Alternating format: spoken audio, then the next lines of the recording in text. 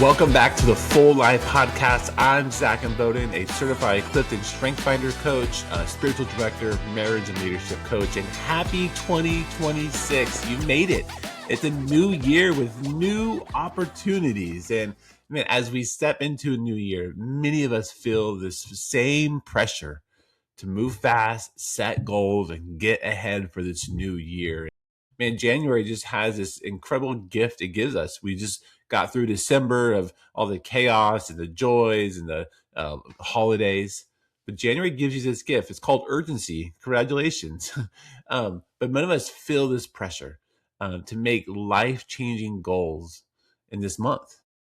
But to make quality, good goals that are actually going to lead to transformation, lead to things we want, it often requires something totally different from us. Just attention. So before we talk about goals, I want to just ask this question to kind of get you thinking about what that might be. And where if you do a word of the day, you write 3 or 5, or you don't have goals, whatever it might be for you. But as you think about this idea of this next year, I'm going to ask you this question. Do your goals, do your desires, your resolutions, whatever word you want to fill in there, do your goals help you run towards something or just run a little bit faster? Let me ask again. Do your goals help you run towards something, or do they make your life just run a little bit faster? Because there's a big difference between having a holy pursuit and hurry striving. And so as we start this conversation and you're thinking about your goals for this year, man, I created a guide to help you identify and process and create good goals for you things that matter most to you, that'll help you move forward and have clarity and trust. You could find that at fulllifeforyou.com/your goals. It might take you 15 minutes. Find a quiet place and see what surfaces. And also right now in the month of January, I'm offering just 30-minute coaching sessions, free coaching sessions to help you process and identify your goals. So if you're interested in doing a coaching session, you could go to fulllifeforyou.com/goals and sign up there as well. But as we talk about goals, then 5 goals that every person in some capacity every year makes but rarely keeps. And let's just be honest, whether it's by research or just by your own life or your friends that you live, most of us set goals that don't survive past February. And it's interesting, they tend to fall in the same categories every year, rather to get healthy, man, to be more productive, to grow financially, that save more, earn more, manage your money better, reduce stress in our lives, or even just to grow spiritually, to go to church more often, to pray, to read the Bible more often. And none of these are bad goals. In fact, they're good desires. But here's the problem. Most of our goals fail not because of lack of discipline, but because of lack of alignment. Maybe they're set from pressure instead of prayer. They're set from us comparing ourselves to other people instead of what God's calling us to do. Maybe our goals are set from anxiety instead of trust. And that's why today isn't about just setting better goals. It's about creating goals without losing your soul. Because January often comes again with energy, but it also comes with anxiety. When new plans, new expectations, these new internal pressures prove that this year is going to be different than last year. But here's something I've learned through the years of spiritual direction and coaching. You can be very, very busy and still not accomplish your goals. Because running isn't the problem. It's running without clarity is a problem. I love how Dallas Willard once described Jesus. He said Jesus was the most relaxed person ever. Yes, he was busy, he had lots of things going on every day. But when you read the Gospels, Jesus was never hurried. He was never frantic. He was always present. Jesus moved with purpose, not with pressure. His life was shaped by trust, not fear, to listening, not proving himself to others. His life was shaped by obedience and not the sense of urgency. And so before you ask what your goals should be, or what your word of the year should be, or what you want to accomplish in 2026, I want to ask you this question again. What is God inviting me into?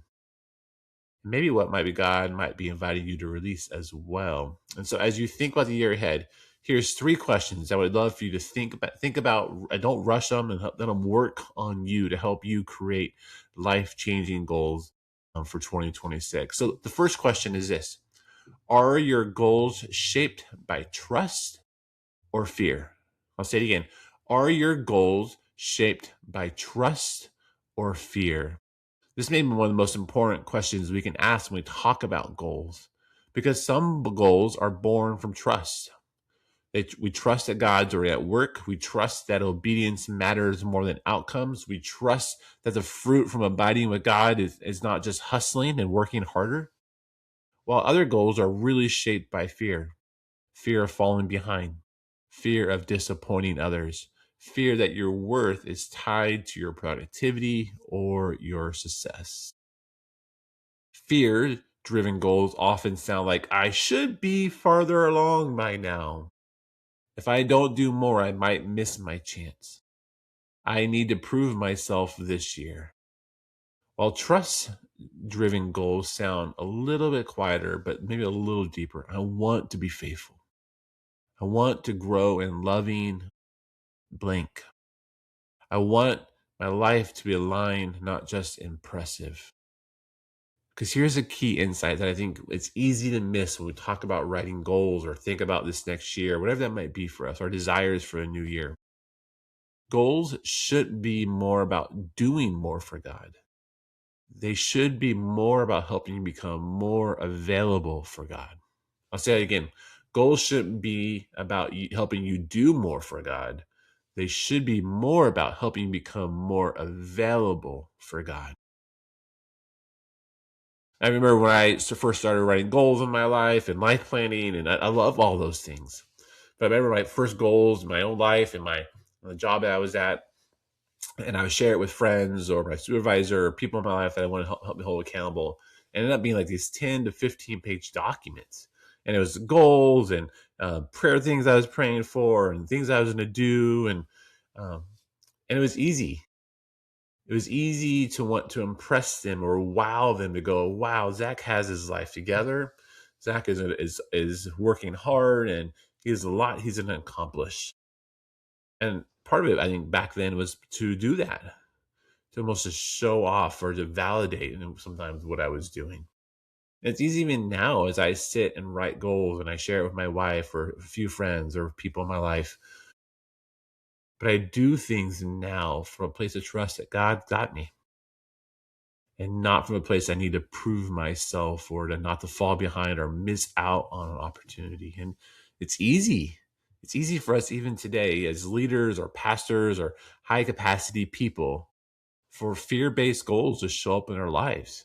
And we say things like we're overcommitting for the sake of impact, or we're measuring success only by numbers or by what's visible. And we neglect our own self and our own soul care while we care for everyone else.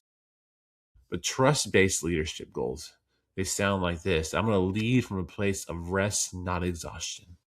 I'm going to prioritize presence over performance. And I'm going to trust God with the outcomes that I can't control. Question number two: as you think about writing goals or goals that could be helpful for you this year, maybe one question you can ask is what's one distraction you need to be released from so you can pursue God more fully or live the life that God has for you? I mean, distractions don't usually announce themselves as bad choices. They rarely look destructive in the moment. More often, they arrive as a relief or escape or even reward. And that's why they're so powerful in our lives. Don't let another night of binge watching quietly replace conversations that our marriage actually needs. Don't let endless scrolling numb you from the questions your soul has been trying to ask. And don't let the cold weather, fatigue, or convenience slowly talk you out of caring for your body instead of, caring for your body. Don't let entertainment or business or even good responsibilities become the reason you keep postponing obedience and following through what God has asked you to do. What if this year isn't about adding more goals, but about creating more space by removing distraction? I'm not saying don't live a full life or a busy life, you could say, but don't let the primary things God's put in your life become the back burners because of the distraction that you have in your life. One of the things for me that I've been as I rustle through some of my own goals this year is I think there's some things God's invited me to work on, to create, to build, to share with people that I've just kind of been putting off. I have lots of things that I've started in my life, but I've let some distractions distract me from actually fulfilling and finishing those projects and finishing those tools and resources that God's has been instilled in me. But it's easy to let your phone, another game or a TV show, just become a distraction from your life. And so, because here's a subtle danger: distractions rarely feel like saying no to God. They feel like they're saying not right now. But formation doesn't wait for us later. What you are constantly giving your attention to and shape is shaping you, whether you attend it or not. Your attention forms your desires shape your habits, and your habits quietly determine the direction of your life. This is why distractions often sabotage our goals, not because our goals are weak, but because we're often very divided or distracted. So, first question: what are your goals shaped by trust or fear? Second question: is there anything distracting you? And third question is this: where might you be chasing validation instead of vocation? Validation asks questions like, do people see me? Am I enough? Am I winning? Where vocations ask questions like, am I being faithful? Am I in alignment with who God has created me to be? Am I becoming more loving, faithful, peaceful, kind to other people? Validation keeps us anxious, while vocation roots us. And your calling is not something you perform for applaud, it's something that you steward with humility and trust. And how this goal shapes our lives. When our goals flow from validation, from trying to be validated, we rush, we compare, we overextend. When our goals flow from vocation, it often gives us peace instead of pressure, gives us clarity instead of comparison. It gives us trust, which replaces control. So, how do we create goals? When you think about those three questions, you want to listen, ask God, what is He forming this season?